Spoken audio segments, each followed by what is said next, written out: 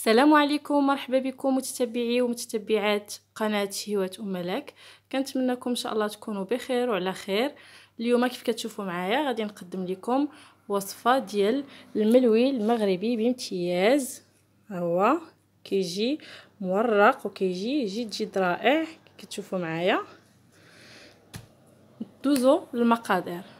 نبداو على بركه الله. العجين كنحتاج الفورص والدقيق الاصفر او الفينو وما يسمى بالفينو. كنحتاج نفس الكميه. انا درت هنا زلافه ونص ديال الفورص، زلافه ونص ديال الفينو، والملحه على حسب الذوق ديالكم. الماء الدافئ للعجن. الا كان الجو سخون تحتاجوا غير الماء بارد، لا ما تسخنوا الماء. نبدا. العجين ما خصهاش تكون جاريه بحال العجين ديال البطبوط، تكون عاديه ولكن خصها تدلك مزيان.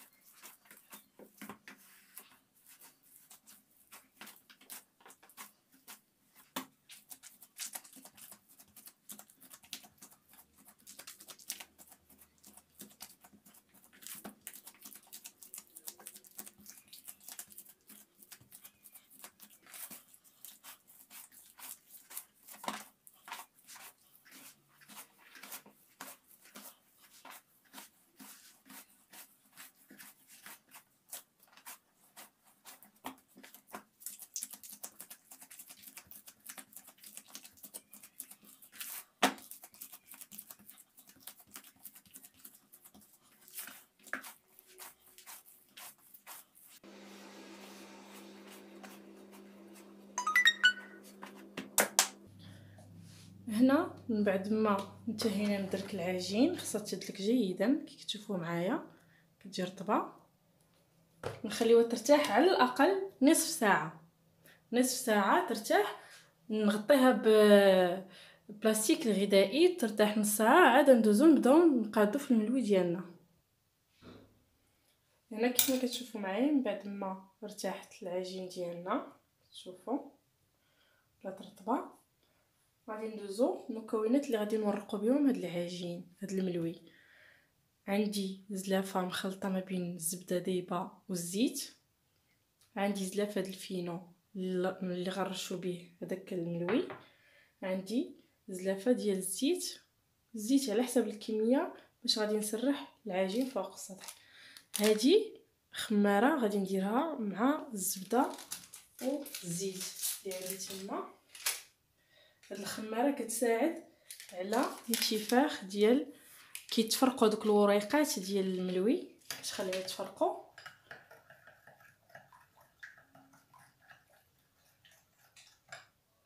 وكيجي مورق وزوين.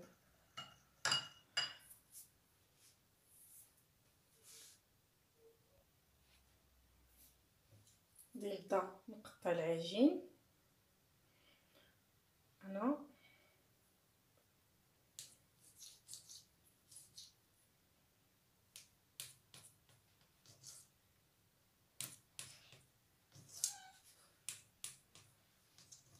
غنقطعو على 6 ديال الكريات كتشوفوا معايا هكا. نقطع مزيان هنا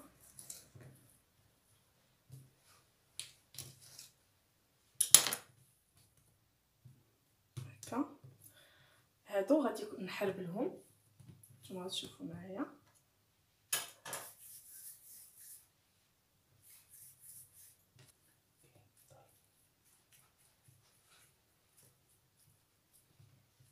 فوالا هكا ندهنو بالزيت.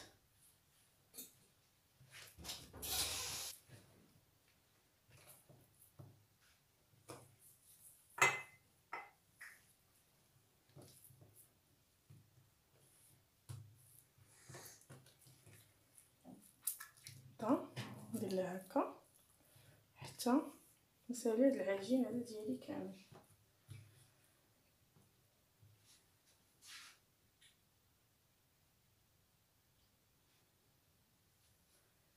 ندهن مزيان السطح ديال العمل. نبدا هاد الولادي اللي صايبت، تشوفوا معايا الطريقه. غادي نبدا نسرح مزيان من هنايا،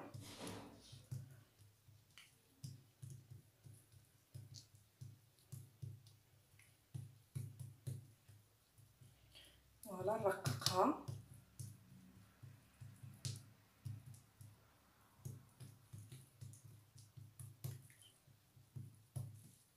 حتى يولي يبان لينا سطح ديال العمل اللي كنخدموا عليه. غندهن بشويه من هاد الخليط ديال الزبده والزيت والخميره د الحلوى، ندير رشه ديال الفينو، نبدا نلوي بحال هكا.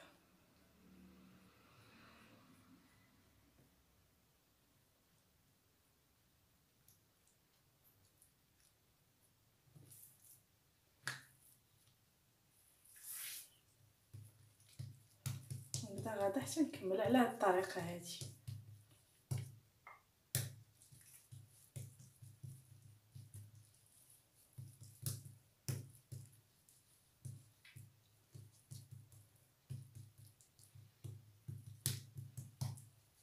كيف كتشوفوا ندهن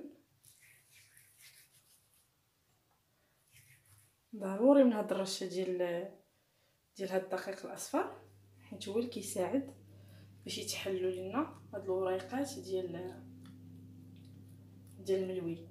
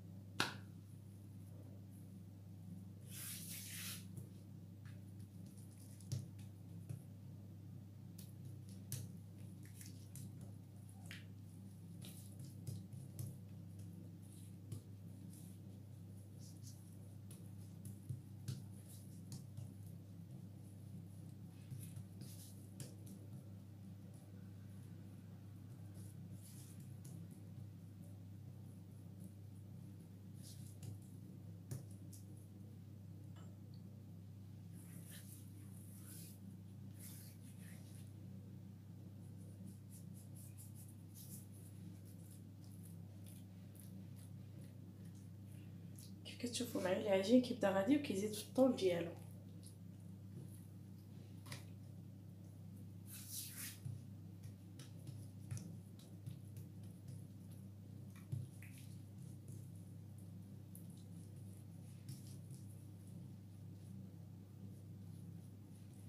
قد ما ارتاحت العجينه قد ما تسمحلناش في الخدمه ديالها.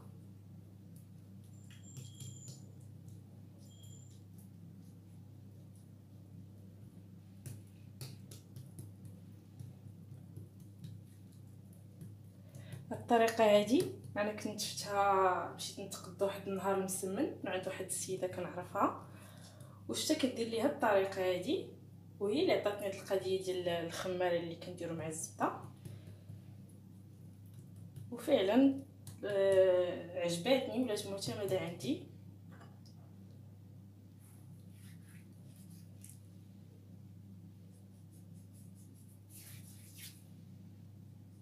انا بارفو كنخدمو في الليل وكنخليه الصباح كنخدمو كنقطعو. هادي دابا غادي تشوفوا معايا غنقطع على جوج، تخرج لي جوج ديال الملويات. كنخليه في بلاطو نغطيه بكيس بلاستيكي غذائي، وفي الصباح شي يكونوا وليداتي قارين مول الدار ديال الخدمه كنوض كنطيبهم ليهم كيجيو غزالين. ما كنلقاش معاهم المحين كنوجدهم ديجا بالليل. الصباح تبقى عندي غير الخدمه ديال الطياب، ما بين ما كنعمر داك كاس الاتاي ولا القهوه صافي كيكونوا وجدوا حتى هما معايا كيجيو رائعين. بالنسبه للناس اللي كيبغيو يحتفظوا بهم في المجمد ديروا لهم عين طيبه. ابخي ملي جبدوهم منها نتوما كتسخنوا منها كيكملوا الطيب ديالهم كيجيو بحال يلاه طيبين.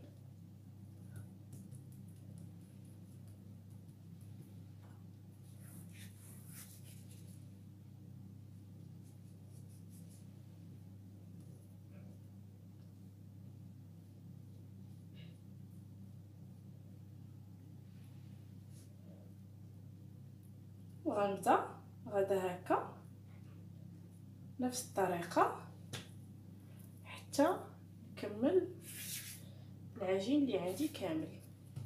انتهيت من الطي ديال هاد الملوي ديالنا. انا قلت لكم غادي نقسمهم على جوج باش يخرجوا لي من كل وحده يخرجوا لي جوج ملويات صغارات، ولكن نتوما ممكن اللي بغيتو ديروا ملويه كبيره كتشدوا بحال هكا.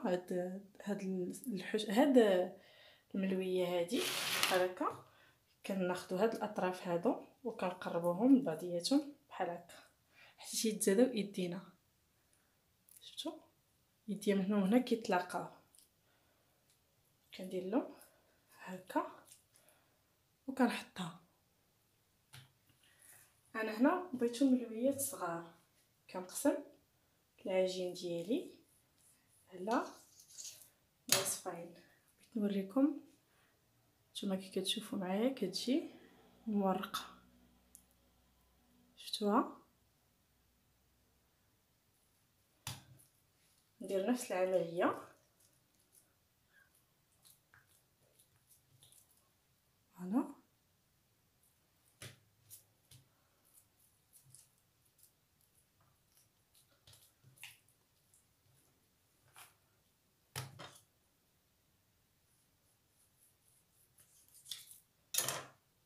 نتوما. قلت لكم طريقه جد سهله وملوي كونوا اكيدين انه غادي يجي مورق وغادي يجي مفروق. الورقات ديالو غادي يجيو مفروقين.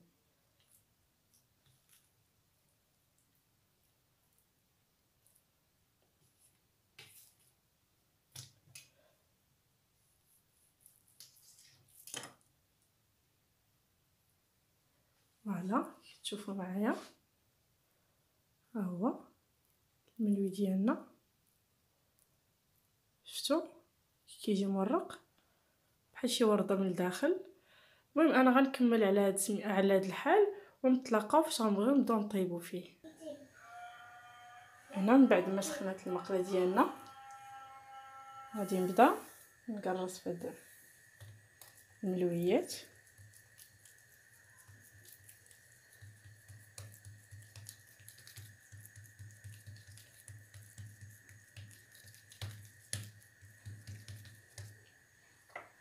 رشوا المقله بالقليل ديال الزيت.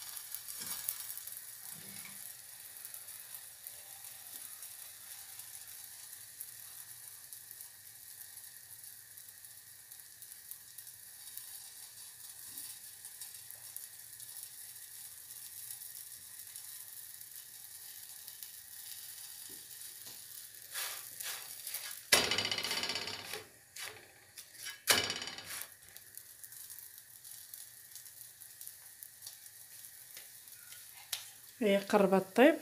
غندوز دابا للثانيه.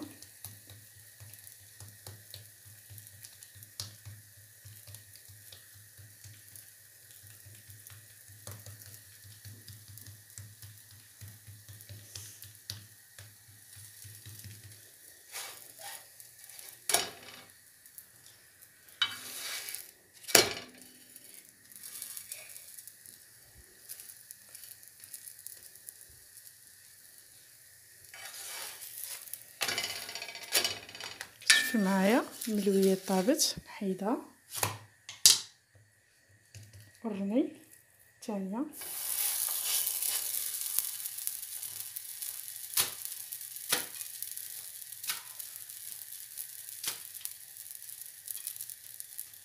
هي الملويه ديالنا من بعد ما حليتها، شفتوا كيفاش كتجي، كيجي مرق وزوين.